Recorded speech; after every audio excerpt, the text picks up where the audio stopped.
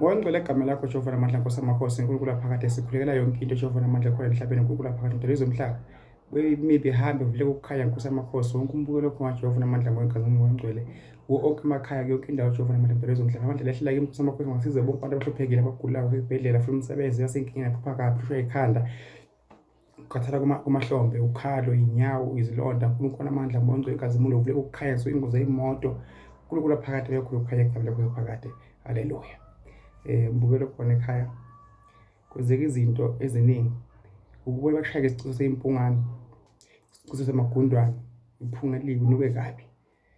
Kubuhlungu ukuthi uyakhuleka wenza izinto zingenzeki, anifuna ukuphuma into yakho ikhulumile yenzeke, impepho ihlangane nabakini, indlu inganuki kabi, ingagcwali nje impungane, ibungu uphuphe nakabe kufuneki lokho. Mbukelo khona ekhaya, ngilandele ekhaya TikTok, share nabanye, sengikuyo le ngoba le ndala ivaliwe ngomona wabantu, kodwa ngeke baze bangivala isiphungu sami. uNkulunkulu akubusise mbukelo khona ekhaya, ukunika ngizokhanya kini usuku nemini.